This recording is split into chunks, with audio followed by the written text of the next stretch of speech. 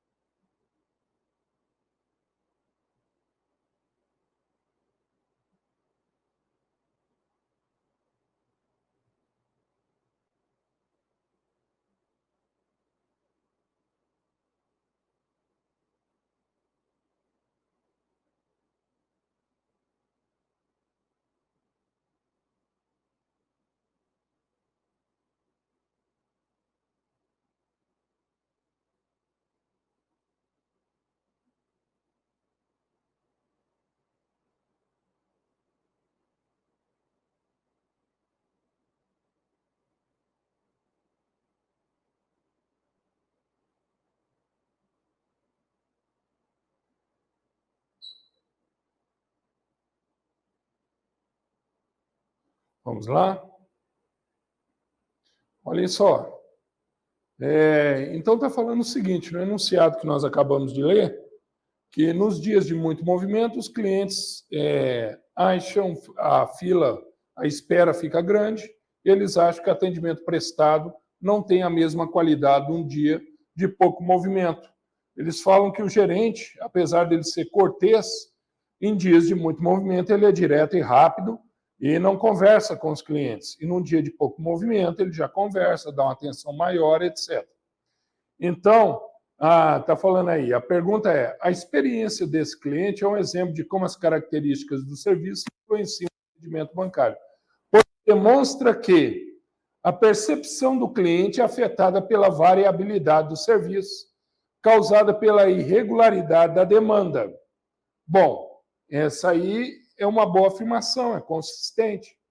Nós vimos que os serviços eles têm 4 características, que é a intangibilidade ou imaterialidade, que é a variabilidade ou heterogeneidade, também tem a perecibilidade, né, que são características dos serviços. E aí, nesse caso, está falando o seguinte, que dias de muito fluxo, o atendimento é pior. Dias de pouco fluxo, e isso acontece muito, principalmente em agências do interior. A primeira quinzena, 5º dia útil, pagamento dos funcionários, em geral, o recebimento dos trabalhadores, é uma época, é um período, a primeira quinzena do mês, de muito fluxo. A segunda quinzena já é bem mais tranquila. E isso dificulta realmente aos bancos ter a mesma qualidade do atendimento. Porque se ele contratar muita gente para atender nos 15 primeiros dias, ele vai ficar com excesso de funcionários na segunda quinzena.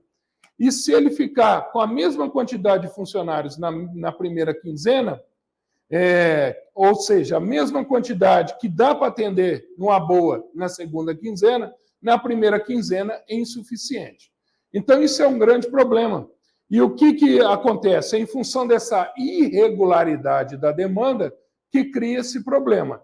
E é lógico que num dia de correria, num dia de excesso de trabalho, como nós dizemos, num dia que você está agarrado, né, com muito trabalho, não dá para dar a mesma atenção e ficar conversando, jogando conversa fora, agradando o cliente com conversas que não sejam diretas, objetivas para resolver. Então, isso dá uma percepção para o cliente de uma característica do serviço, da variabilidade, fazendo com que, em dias de pouco fluxo, dá a impressão de um bom atendimento. Num dia de muito fluxo, mau atendimento. É o mesmo prestador, no caso aí o gerente, falando que ele é cortês nos dois períodos, mas numa época dá muita atenção, conversa bastante, na outra não. Então, isso é característica da variabilidade. Os serviços são variáveis mesmo. São variáveis por pessoas, porque são pessoas que prestam serviço, e aí, para cada pessoa, vai prestar o serviço de uma determinada forma, e é variável até em função do período do mês, porque esse mesmo gerente, num período de pouco fluxo, dá um atendimento muito mais atencioso, e num período de muito fluxo, um atendimento mais direto. Então, essa questão, a letra A, é uma questão, é uma alternativa bem consistente, que fala que a percepção do cliente é afetada por essa variação no serviço, e que é causada essa variação pela irregularidade da demanda, ou seja, pela irregularidade do fluxo de clientes durante o mês.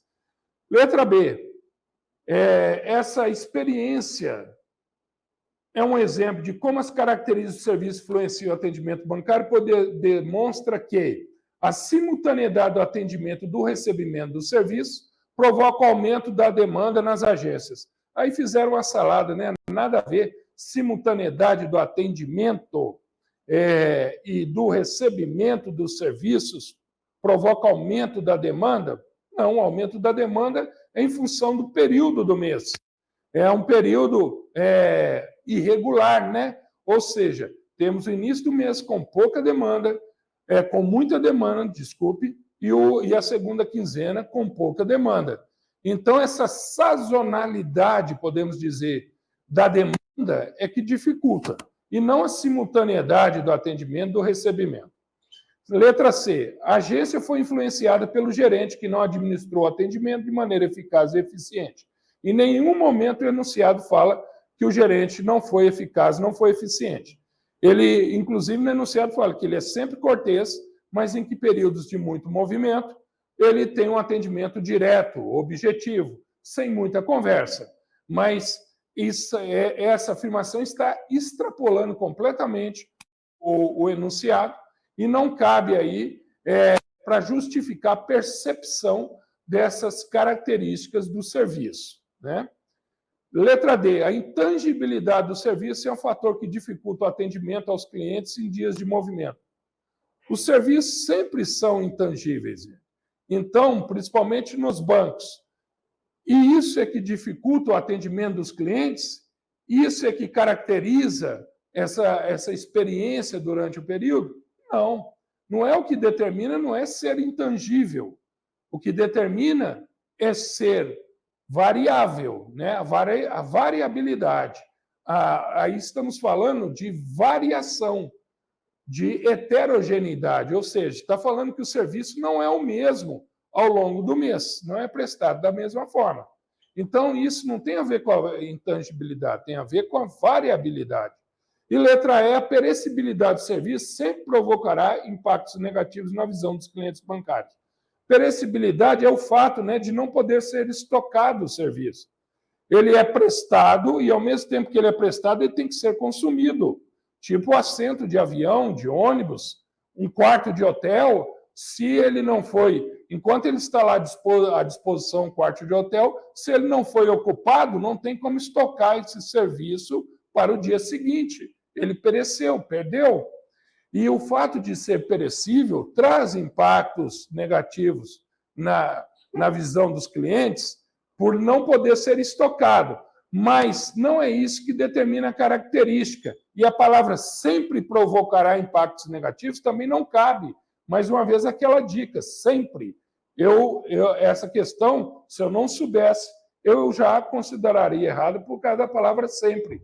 Porque, em alguns momentos, o fato do serviço ser perecível, do prestador saber que ele tem que ser consumido no mesmo momento que é prestado, que ele não pode estocar, faz com que, em muitos momentos, ele tente prestar um serviço de excelência, o melhor serviço possível, porque ele sabe que não vai ter uma segunda oportunidade. Aquele momento ali, se ele não atender o cliente naquela demanda, naquele momento, ele não tem como estocar esse serviço para atender esse mesmo cliente num segundo momento. Ele já criou uma insatisfação. Então, o fato de não poder ser estocado, às vezes, provoca impacto positivo. Então, a palavra sempre aí não cabe. Então, a resposta é letra A. É a característica da variabilidade dos serviços, né? Puxe para o próximo slide aí, onde eu reforcei as características do serviço. Intangibilidade, que também é chamada de imaterialidade. Inseparabilidade, não conseguimos separar o serviço do seu prestador. Variabilidade ou heterogeneidade, que como os serviços são prestados por seres humanos e cada ser humano pode prestar de uma determinada forma, então eles são variáveis, e a perecibilidade, o fato de não podermos estocar os serviços. No final fala que mostra que os produtos, por serem materiais, aí é o exemplo do celular, né?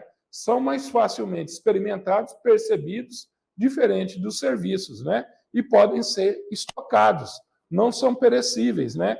Não são variáveis, porque a linha de produção é a mesma daquele produto.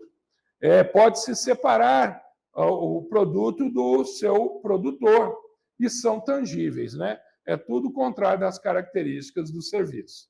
Coloca a próxima questão aí, questão 2. Dê uma olhadinha aí, um minutinho.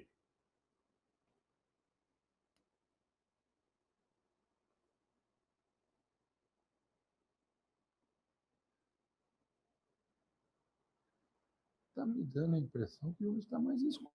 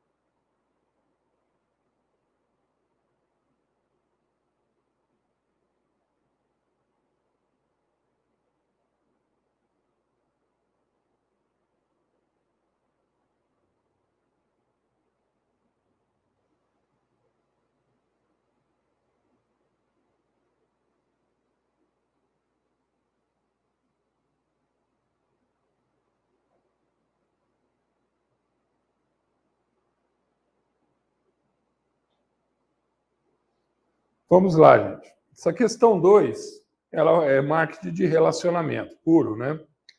E o marketing de relacionamento, ele fala o seguinte, ele foca no cliente, ele foca no consumidor e na necessidade de definição do perfil, das características, fazer uma análise de mercado, uma análise dos consumidores para determinar o perfil adequado, fazer ofertas assertivas, ofertas que venham atender e melhorar a experiência do consumidor, né? No caso dos clientes, e que atendam, tragam satisfação atendendo às suas expectativas. Então, isso tudo está relacionado, inclusive, com aumentar o valor percebido pelo consumidor, pelo cliente. Aí está falando que um banco que atua no varejo, ou seja, atende o público em geral, está buscando, né, principalmente pessoas físicas, está buscando ampliar a sua carteira de cliente e, para isso, estabeleceu uma nova estratégia de atuação, visando fidelizar quem já é cliente e captar novos no mercado em que opera. Uma estratégia a ser utilizada pelo banco para atingir esses objetivos, que é de fidelizar quem já é cliente e captar, aumentando a quantidade de clientes, captar clientes novos. Para atingir esse objetivo, letra A, ampliar a automação de suas atividades, diminuindo a interação do banco com seus clientes e possibilitando um relacionamento formal e impessoal. Já não caiu bem esse negócio de diminuir a interação do banco com os clientes, né, gente? Então, ampliar a automação necessariamente não vai fidelizar cliente nem trazer clientes novos. Então, você colocar máquinas, né? Isso aí não vai determinar essa fidelização, essa estratégia do banco. Diminuir a interação do banco com seus clientes. Pior ainda, os clientes, marketing, olha o nome que fala, marketing de relacionamento. É aumentar a proximidade, é entender o seu cliente, é fazer um desenho daquela persona, da buyer persona, ou seja, do consumidor. É você melhorar a experiência dele, é você atendê-lo de maneira mais segmentada possível, ou seja, para atender às suas necessidades, os seus desejos distintos, né? Então, quanto mais personalizado, quanto mais esse atendimento ele for único, melhor para o consumidor hoje. Ele se sentiu único, é um atendimento customizado, personalizado, é isso que os consumidores estão querendo.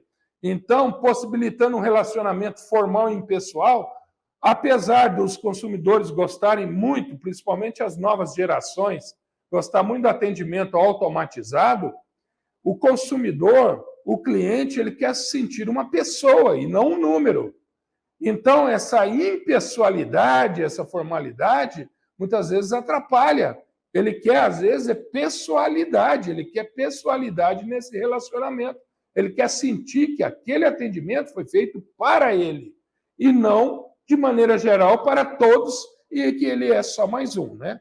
Então, essa questão A completamente fora do contexto do que o banco procura. Letra B. Estabelecer metas ambiciosas de curto prazo aos vendedores para que esses contatem o maior número de clientes apenas na ocasião da venda. Também nada a ver, né? Não bateu legal. Estabelecer metas ambiciosas é isso que vai fidelizar clientes, captar clientes novos e, pior ainda, manter contato com um número maior apenas de clientes, apenas na ocasião da venda. Então, aquela questão de pós-venda, esquece, né? E como é que você fideliza, então, os clientes se você está mantendo esse contato mais próximo só no momento da venda? Então, isso vai completamente contra a estratégia de fidelização. Letra C. Atuar em nichos de mercado oferecendo seus produtos e serviços ao mercado, de maneira geral, ou seja, deixou de lado a segmentação. É para oferecer ao mercado de maneira geral. Considerar os consumidores, todos aqueles consumidores, um mercado heterogêneo e oferecer um marketing de massa, né, que eles estão falando. Oferecendo seus produtos e serviços ao mercado de maneira geral por intermédio do seu serviço de telemarketing, atraindo assim um maior número de clientes. Não vai ser assim também, nem que vai conseguir fidelizar e nem atrair um maior número, tratando os clientes como apenas um CPF, ou seja, um marketing de massa, sem ter aquela segmentação, sem buscar um atendimento por nicho, um atendimento one by one, que seria o máximo da segmentação, né? Um atendimento personalizado. É dessa forma que você capta novos clientes e mantém, fideliza os clientes já existentes. Letra D. Manter um sistema de análise mercadológica que possibilite compreender as necessidades dos clientes. Agora está falando o que a gente gosta de ouvir no marketing de relacionamento.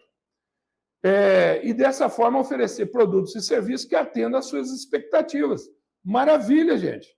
Eu tenho certeza que você aí, o dia que leu essa questão, se foi agora a primeira vez, na hora que você leu essa letra D, já caiu redondo. já desceu redondo, né?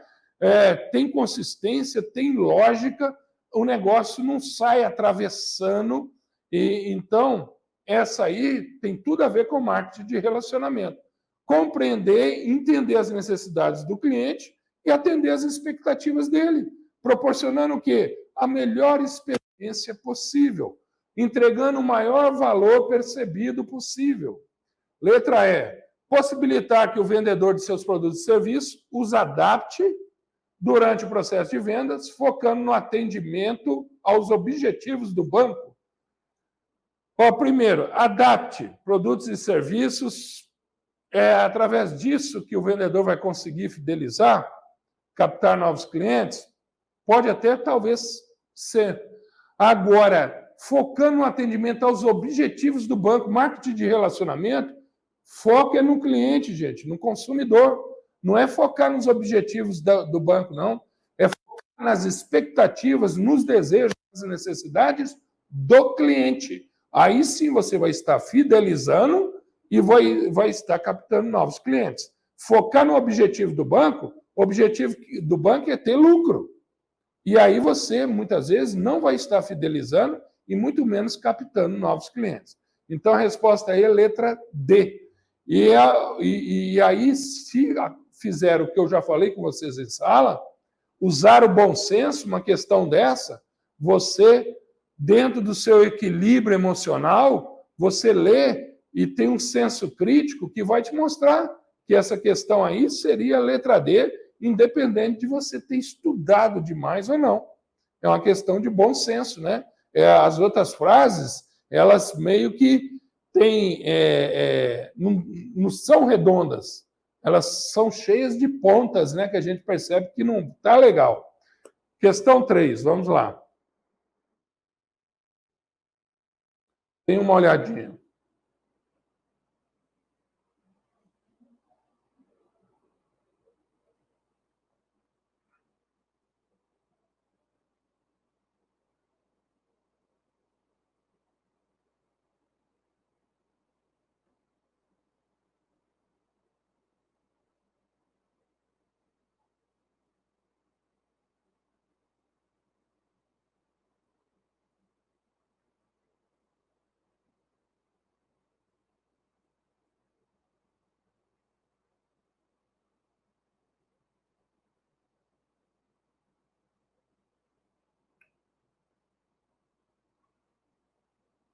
Vamos lá.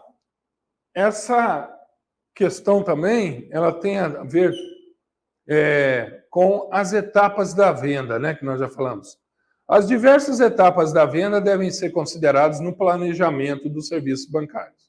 Uma delas, a pré-venda, engloba uma série de atividades relacionadas diretamente com os escriturários, na medida que é uma etapa planejada para. É na pré-venda que eu vou definir o valor a ser cobrado pelo serviço do banco? Não. E isso nem é objetivo, nem é atividade do escriturário. Não é ele que define quanto que vai ser cobrado pelo serviço do banco e nem é nessa etapa de pré-venda, né? Isso é um planejamento estratégico do banco, independente da etapa da venda ou não. Isso aí é planejamento organizacional. Vamos. Letra B. Na medida que a pré-venda é uma etapa planejada para pesquisar as necessidades e os desejos dos correntistas. Olhem só, se é uma pré-venda, não aconteceu ainda. Então, pesquisar a necessidade e os desejos do correntista tem consistência? Tem. Só que como que funciona? Passa um slide aí para a gente, por favor. A pré-venda, olha só o que nós já vimos em sala. Nessa fase, teremos uma série de ações voltadas à direção da venda. Pode ser compreendido como uma maneira de preparação, como observamos anteriormente na etapa de planejamento.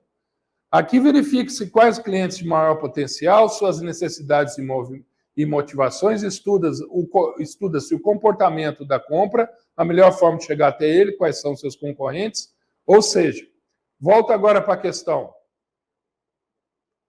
Vamos imaginar que essa letra B aí, eu pus uma interrogação. Vamos para a letra C. É na pré-venda que eu analiso o ambiente mercadológico no momento. Letra D. Eu aumento o conhecimento dos produtos comercializados na pré-venda. E letra E, eu levanto os fatores externos que interferem nas negociações. Por definição do autor, inclusive, que foi usado, nós ficaríamos aí mais entre a letra B, pesquisar a necessidade e desejo dos correntistas, né, na pré-venda, antes de fazer a venda, ou conhecer os produtos comercializados. Então, vocês concordam que, numa sequência, num primeiro momento, eu entrei no banco. Vamos imaginar que eu entrei no banco hoje. Eu vou já entrar no banco e já procurar conhecer o comportamento dos clientes, a necessidade ou os desejos, ou num primeiro momento, antes de fazer venda, num momento de pré-venda, eu vou conhecer os produtos que eu comercializo? A resposta é letra D, e tem lógica. Por quê? Na pré-venda, você, igual quando entra no banco, vocês vão entrar no banco, em um primeiro momento, é um treinamento que você vai passar. Você vai passar por um treinamento para conhecer as rotinas, para conhecer os produtos e serviços que são comercializados no banco. Depois é que você vai para a linha de frente e vai começar a perceber e estudar as necessidades e desejos dos clientes, dos correntistas. Então, a resposta aí dessa questão é letra D também. Aumentar o conhecimento dos produtos comercializados. Ou seja, antes de mais nada, você precisa saber, conhecer o que você vai comercializar, para depois você preocupar com a necessidade e desejo do seu cliente. Porque se você souber da necessidade e desejo, mas não conhece o que você comercializa, seus produtos e serviços, você não vai indicar, não vai nem saber indicar. Então, o primeiro momento é conhecer os produtos comercializados, né? Passo para a questão 4. Um minutinho para dar uma olhada.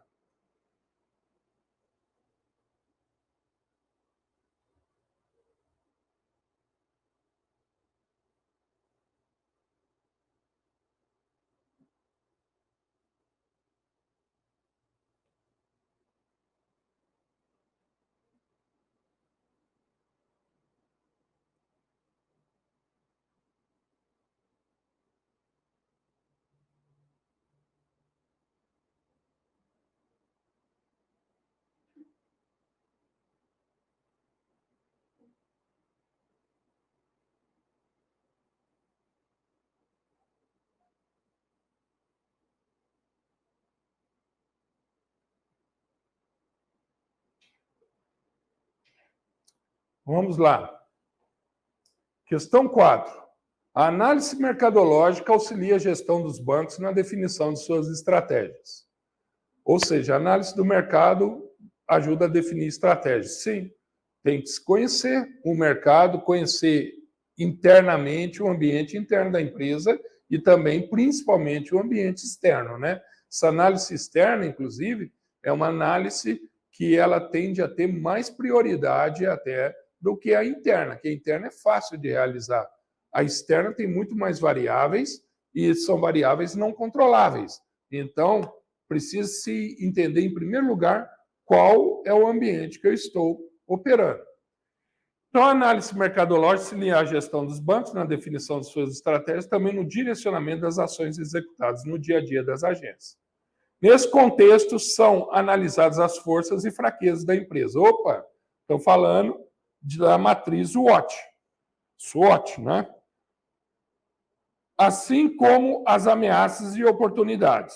Quais fatores dessa avaliação ligados ao ambiente interno do Banco do Brasil podem ser utilizados no atendimento ao cliente, destacando-se como um ponto forte da instituição? Então, aí está falando para você encontrar, dentre as alternativas, um fator ligado ao ambiente interno. Ambiente interno só pode ser força ou fraqueza, né? Porque o externo é ameaças e oportunidades. Então, vamos lá. O número de agências e comportamento dos correntistas. Número de agências é uma força, sim, da empresa. Agora, o comportamento dos correntistas é uma variável externa. Então, número de agências seria uma força, é interno. Agora, o comportamento dos correntistas não, porque é uma variável externa, é ambiente. B, tempo de mercado e atuação dos correntistas. Tempo de mercado, mais uma vez, uma força do banco, uma variável interna. Atuação dos concorrentes, variável externa, né? E aí está pedindo para a gente marcar o que é ponto forte, ou seja, que são as duas são variáveis internas, né? Ampliação dos serviços financeiros e retração do consumo no país. Ampliação dos serviços financeiros do banco, se for do próprio banco, sim, uma força, é interno. Agora, retração no consumo do país é variável externa, e nesse caso é uma ameaça, né?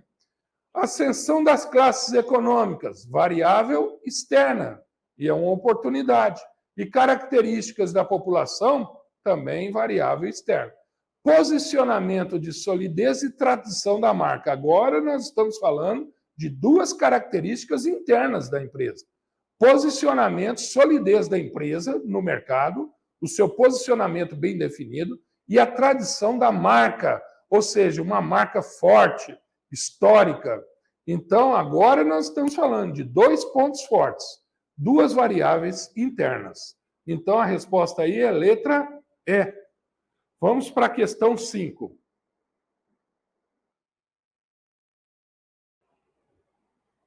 Essa é uma questão muito tranquila, né, de resolver. Dos elementos, essa eu nem vou dar um tempo para vocês. Dos elementos que compõem o market mix de um banco, o market mix são os 4 P's, né? Produto, praça, preço e promoção. Os seguintes representam P de praça. P de praça, equipe de atendimento. P de praça, gente, tem a ver com os canais de distribuição. Como que se chega até o consumidor? E aí, equipe de atendimento, gerente e marca não são todos de P de praça, né? Ou seja, poupança, seguros e empréstimos, nada a ver, são produtos, né? Agência, caixa eletrônica e internet, aí sim são canais de distribuição. É a maneira que se chega até o consumidor. Então, essa alternativa é a resposta, é letra C. Clientes, software de gestão e equipamentos, poderia considerar aí clientes. Não entra nessa classificação de produto, praça, preço e promoção. Não tem classificação. Software de gestão e equipamentos, talvez, mas não é uma alternativa consistente. Lucro operacional, taxas, nada a ver, né? Lucro operacional, não. Taxas tem a ver com preços, né? E volume captado, nada a ver. Então, a resposta aí fica bem clara que os canais de distribuição, a maneira que se chega até o cliente é através das agências, caixa eletrônica e internet. E por hoje vamos fazer mais uma questão para encerrar, questão 6.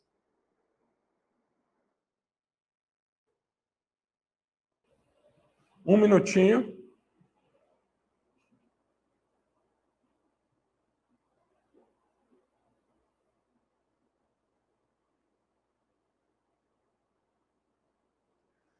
Questão considerada muito fácil, né, gente? Vamos ler junto aqui, ó. Ela trata do telemarketing. As atividades de telemarketing de certo banco se resumem a atendimento de ligações de clientes que buscam informações, fazem reclamações e desejam contratar serviços do banco. Então, está falando que o telemarketing é só para isso: receber ligações, dar informações, receber reclamações e contratação de serviço.